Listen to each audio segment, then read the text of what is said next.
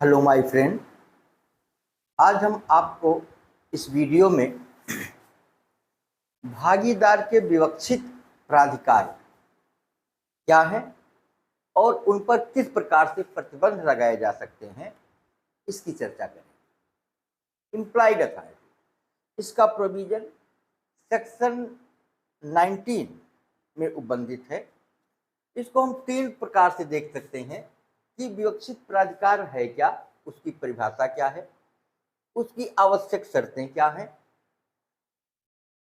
Examples क्या हैं विवक्षित प्राधिकार के, और उन पे किस प्रकार के प्रतिबंध लगाए जा सकते हैं। दो प्रतिबंध है, कानूनी प्रतिबंध और वैधानिक प्रतिबंध और संविदात्मक प्रतिबंध। हम इन चार टॉपिक पे इस की चर्चा करेंगे। ये बहुत ही इम्पोर्टेंट क्वेश्चन है विधि की परीक्षा में और जुडिशरी की परीक्षा में ये अक्सर सवाल पूछा जाता है। अगर हम परिभाषा को देखें तो इम्प्लाइड अथॉरिटी यानी जिस प्राधिकार के अधीन भागीदार के कार्य फर्म पर बंधनकारी होते हैं अथवा भागीदार के कार्य के लिए फर्म दायित्व के अधीन होती है, उसे ही भागीदार का विवक्षित प्राधिकार कहते हैं। मानी एक ऐसा कार्य जिसके अधीन भागीदारी फर्म दायित्व के अधीन हो जाएगी या वो कार्य फर्म पर बंधनकारी हो, उसे विवक्षित प्राधिकार कहते हैं भागीदार। इस संदर्भ में फर्म के दायित्व के अधीन होने के लिए तीन मुख्य शर्तें हैं। पहला कि जो कार्य किया गया है वो कारोबार के अनुक्रम में हो। दूसरा, कार्य कारोबार की प्रायिक रीत से किया गया हो अथवा जो कार्य किया गया है उसका ढंग उस सम्यक अनुक्रम में हो। ठीक है, अगर एक एक का हम इंटरप्रिटेशन करें, उसकी व्याख्या करें, तो कार्य उसी किस्म के कारोबार के अनुक्रम में हो। इसका प्रोविजन सेक्शन 19 सब क्लास 1 में है। जब कोई फर्म यानी कोई फर्म भागीदार के कार्य के लिए तभी दायी होगी जब वह कार्य भागीदार द्वारा उसी किस्म के कारोबार संचालन में किया गया है जिस किस्म का कारोबार वो फर्म करती है। एग्जाम्पल के रूप में अगर आप देखें, जैसे दवा का व्यापार करने वाली जो फर्म का कोई भागीदार यदि दवा उधार खरीदता है तो उस उधार के लिए फर्म दायित्व के अधीन होगी, किंतु यदि वह उसी क्रम में दवा के जगह पर कुछ कपड़े उधार ले लेता है तो उसके लिए फर्म दायित्व के अधीन नहीं होगी।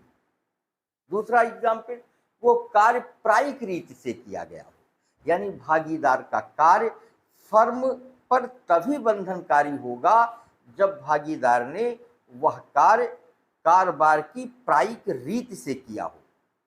कोई कार्य प्रायिक रीति से है या नहीं, यह इस बात पर निर्भर करता है कि उस कारोबार की प्रकृति क्या है, उसकी आवश्यकताएं क्या हैं, उसके रीति रिवाज क्या हैं।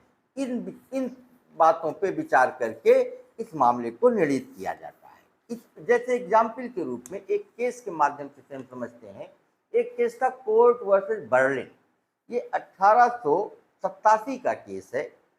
इस मामले में एक सक्रिय भागीदार ने फर्म का ऋण वसूलने के लिए वकील नियुक्त किया। यानी एक कोई पैसा था जिसको वसूलने के लिए उस व्यक्ति ने एक फर्म के वकील को नियुक्त किया कि हमारा पैसा आप वसूल दीजिए।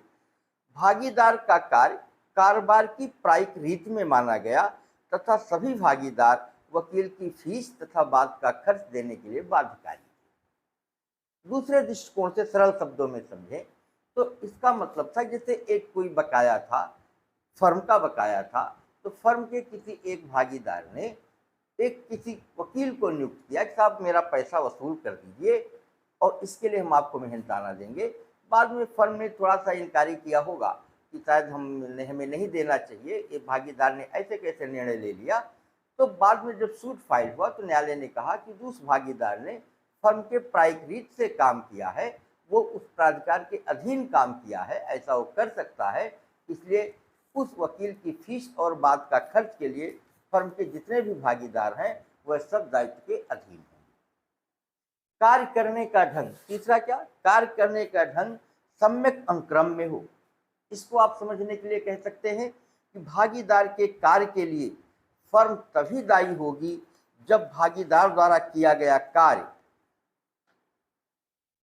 या किसी दस्तावेज का निष्पादन नंबर 1 फर्म के नाम से किया गया हो, नंबर 2 किसी ऐसे अन्य प्रकार से किया हुआ हो जिसमें भागीदार का आशय फर्म को आबद्ध करने का प्रतीत होता हो, नंबर 3 और भागीदार का ऐसा आशय अव्यक्त या विवक्षित कैसा भी हो सकता है। ये 3 शर्तें पूरी होंगी तब कार्य करने का जो ढंग है उसे यह माना जाएगा कि सम्यक अनुक्रम में है और इस बात के लिए भी फर्म दायित्व के अधीन हो जाएगी।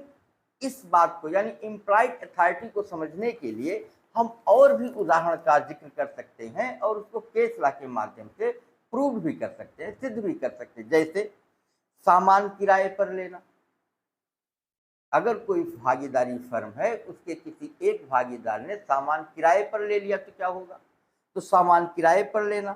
इस पे एक केस था मथुरा नाथ वर्सेज बागेश्वरी, 1927 का केस है मथुरा नाथ वर्सेज बागेश्वरी का। इस मामले में जंगली हाथियों को पकड़ने के लिए जंगली हाथियों को पकड़ने वाली फर्म से एक भागीदार ने हाथी पकड़ने के लिए एक हाथी को किराए पर लिया। ऐसे समझिए एक फर्म थी, वो हाथियों को रखती थी, अगर कहीं कोई हाथी उपद्रव करती थी तो फर्म को अगर इन्फॉर्म किया जाए, उससे संविदा की जाए तो अपने हाथी को बेच करके अन्य हाथियों को पकड़वा लेती थी। तो इसी क्रम में एक भागीदारी फर्म के भागीदार ने उस हाथी पकड़ने वाली फर्म से इस बात का करार किया, उसे एक हाथी चाहिए, हाथी पकड़ना है। संविदा हो गई, तय हो गया, किंतु जिस समय हाथी पकड़ने की बात आई उस समय क्या हुआ कि वो हाथी मर गया। निर्णित हुआ कि यह भागीदार का कार्य विवक्षित प्राधिकार के अंतर्गत था, इसलिए फर्म दायी।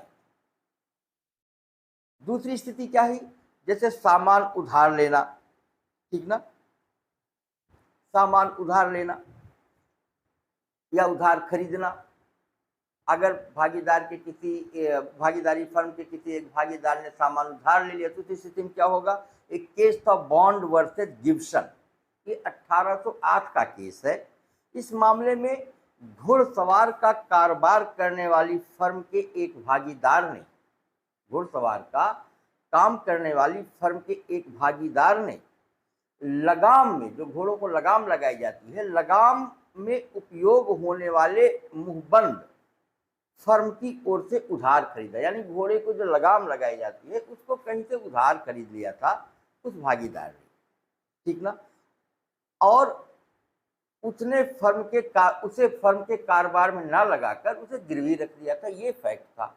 मामला न्यायालय में गया, निर्णित हुआ कि फर्म दायी होगी क्योंकि सामान खरीदना उसके विवक्षित प्राधिकार के अधीन था। अब आप समझिए, ये कहना ये चाह रहे हैं कि जो भागीदार थे उन्होंने एक घोड़े को लगाम लगाने वाली चीजें खरीदी और खरीदा तो भागीदार की हैसियत से, किंतु उसको गिरवी रख दिया। इस रॉन्गफुल एक्ट के लिए वो फर्म दायी। तीसरा एग्जाम्पल जैसे ऋण लेना, इसमें एक बहुत बढ़िया केस था व्हाइटक्लिफ बनाम स्मिथ का, ये 1907 का है। इस मामले में नीलामी का काम करने वाली एक फर्म ने भागीदार की फर्म के नाम से ऋण ले लिया तथा विनिमय पत्र लिख दिया। निर्णित हुआ कि फर्म दायी नहीं होगी क्योंकि भागीदार द्वारा लिया गया ऋण वो विवक्षित प्राधिकार के अधीन नहीं था। इस प्रकार से आप कह सकते हैं कि जैसे सामान किराए पे लेना, सामान उधार लेना, संलेखों का जारी करना, ऋण लेना, फर्म के ऋण को वसूल करना, फर्म के ऋण का भुगतान करना और फर्म का सामान बेचना या गिरवी रखना, ये ऐसे एग्जाम्पल हैं जहाँ पे फर्म कहती तो नहीं है लेकिन फर्म के भागीदार जो पार्टनर्स हैं वह ऐसा कर सकते हैं और इस एक्ट के लिए फर्म दायित्व के अधीन हो जाएगी। इस पर 2 प्रकार के प्रतिबंध लगाए जा सकते हैं, एक वैधानिक प्रतिबंध और दूसरा संविदात्मक प्रतिबंध। अगर वैधानिक प्रतिबंध को देखें तो ये सेक्शन 19 में है और जो संविदात्मक प्रतिबंध है वो सेक्शन 20 में उपबंधित है। ठीक है। जो वैधानिक प्रतिबंध है ये कहती है कि वैधानिक प्रतिबंध सभी व्यक्तियों पर अनिवार्य रूप से लागू होते हैं।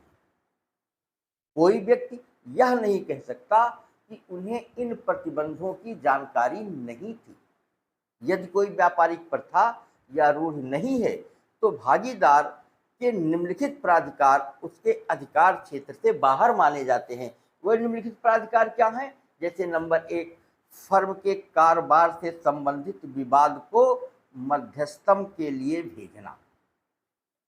नंबर 2, बैंक में खाता खोलने पर प्रतिबंध। नंबर 3, दावा का समझौता या उसे छोड़ देने का प्रतिबंध। बाद या कार्यवाही को वापस लेने का प्रतिबंध। बाद या कार्यवाही में दायित्व स्वीकृत करने पर प्रतिबंध। अचल संपत्ति अर्जित करने पर प्रतिबंध। अचल संपत्ति के अंतरण संबंधी प्रतिबंध और दूसरी भागीदारी में शामिल होने का प्रतिबंध। ये सारे प्रतिबंध 19 सब class 2 A B C D E F G H इसमें उपबंधित है। सब क्लास 1 में ये बातें थी और सब क्लास 2 में 19 सब क्लास 2 में ये रिस्ट्रिक्शंस थे। इसके बाद संविदात्मक प्रतिबंध। संविदात्मक प्रतिबंध का प्रोविजन सेक्शन 20 में है। यह प्रतिबंध अनुबंध यानी करार पर आधारित होता है तथा तब तक अन्य व्यक्तियों पर लागू नहीं होता जब तक उन्हें इसकी जानकारी ना हो।